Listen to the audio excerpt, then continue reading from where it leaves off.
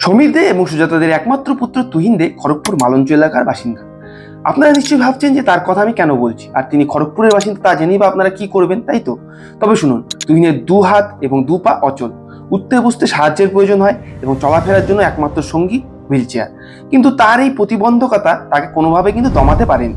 দেখা গেছে তিনি হাত এবং পা না চালাতে পারলেও কারণ মুখ চালান। না, বড় বড় কথা নয়, বাতেলা তিনি মারেন না। মুখ চালান বলতে তিনি তার যাবতীয় কাজ মুখ দিয়েই করে থাকেন, আর সেই মুখের সাহায্যে তিনি কলম এবং পেন্সিল ধরে পরীক্ষাও দিয়েছেন।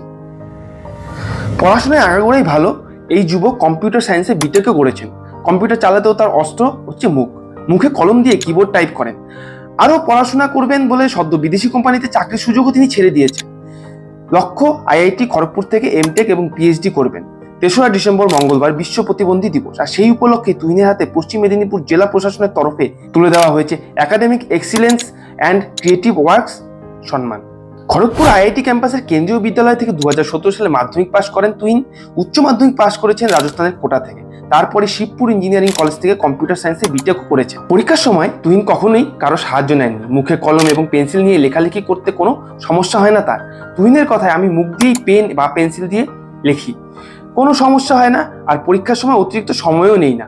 তবে পরীক্ষার সময় কাগজ নেমে গেলে বা পাতা উল্টানোর সময় শিক্ষকেরা সাহায্য করে থাকেন।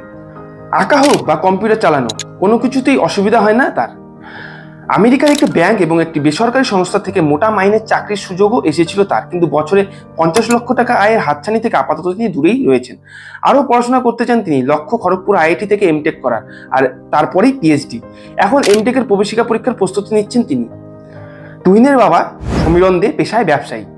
তার বাবা মা দুজনেই চান ছেলে আরো পড়াশোনা করুক, আরো বড় হোক। সুজাতা বলেন, ছেলেকে খাবার পর্যন্ত খাইয়ে দিতে হয়। ও যখন পড়াশোনা করে বইয়ের পাতা উল্টে দিতে হয় তাকে। লেখার সময় পেন বা পেন্সিল ওর মুখের সামনে রাখি, ও মুখ দিয়ে তুলে নেয়। নিজের চেষ্টাতেই এগিয়ে যাচ্ছে ও। আমরা সর্বদা ওর সঙ্গে আছি। তুহিনের বাবা সমীরণ জানান, ছেলের চিকিৎসার জন্য বহু জায়গায় গিয়েছেন, কিন্তু কোনো লাভ হয়নি। তিনি বলেন, শরীরের প্রতিবন্ধকতাকে কখনো বাধা হিসেবেই দেখেনি ছেলে, বরং ও একটা চ্যালেঞ্জ হিসাবে নিয়েছে এই বিষয়টিকে। পড়াশোনায় খুব আগ্রহী, ও নিজের স্বপ্ন পূরণের দিকে পদক্ষেপ করুক, আমরা ওর সঙ্গে আছি। তাহলে কি ভাবছেন? আমরা যারা অল্পতেই হাল ছেড়ে দেই, অজুহাত দিতে বিন্দুমাত্র ভাবি না, তুহিন কি তাদের মধ্যে সহজেই ভেঙে না পড়ার বাতি জ্বালাতে পারলো? কমেন্টে জানাবেন। এভাবেই সকল বাধা বন্ধকতাকে সরিয়ে এগিয়ে যাও তুহিন। তোমার কঠোর ইচ্ছা শক্তিকে শত শত প্রণাম। এরকমই আরো ভিডিও পেতে আমাদের চ্যানেলকে সাবস্ক্রাইব করুন। ভিডিওটিকে লাইক এবং শেয়ার করতে ভুলবেন। ধন্যবাদ।